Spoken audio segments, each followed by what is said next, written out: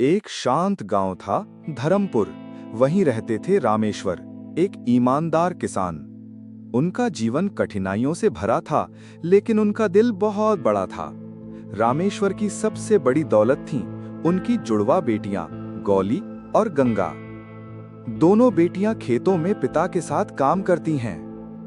गौरी और गंगा बिल्कुल एक जैसी दिखती थीं, लेकिन स्वभाव में बिल्कुल अलग। गौरी शांत, पढ़ाई में तेज और डॉक्टर बनने का सपना देखने वाली। गंगा नटखट, जिंदा दिल और खेल कूद में माहिर। वो एक दिन देश के लिए खेलना चाहती थी। गांव में आज भी कुछ लोग मानते थे कि बेटियां बोझ होती हैं। रामेश्वर को भी ताने मिलते थे, दो दो लड़कियां पाल रहा है, कौन संभालेगा बुढ़ापे में। लेकिन रामेश्वर हर ताने को मुस्कान से सह लेता।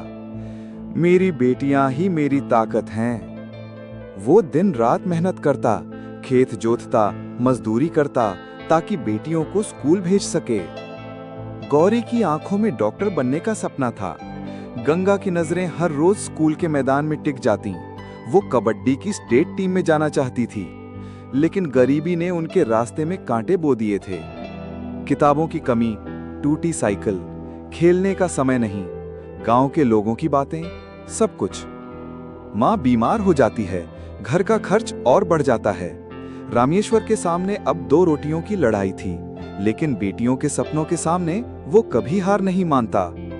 एक दिन खेत में बाढ़ आ जाती है, पूरी फसल बर्बाद हो जाती है। रामेश्वर टूट जाता है। गौरी का मेडिकल का फॉर्म भरने के पैसे नहीं थे। गंगा का स्टेट ट्रायल भी पास था, लेकिन खेलने के लिए जूते नहीं थे। दोनों बेटियां पिता के सामने बैठ जाती हैं। बाबा, अब हम नहीं पढ़ेंगे, आप बस आराम करो। लेकिन रामेश्वर की आंखों में आंसू आ जाते हैं। नहीं बेटियों, अगर तुम हार मान गईं, तो ये समाज जीत जाएगा। गौरी ने गांव के सरकारी स्कूल में टॉप किया। गांव के मास्टर जी ने उसकी मदद की और गौरी का मेडिकल फॉर्म खुद भरवाया। गंगा ने पुराने जूते सिलवाए, ट्रायल में दौड़ी और पूरे राज्य में सिलेक्ट हो गई।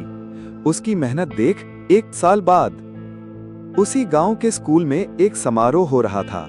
स्टेज पर 2 नाम गूंजते हैं, डॉक्टर गौरी रामेश्वर, जो अब गांव की पहली महिला डॉक्टर बनी हैं, गंगा रामेश्वर, जिसने भारत की नेशनल कबड्डी टीम में जगह बनाई है। गांव तालियों से गूंज उठता है।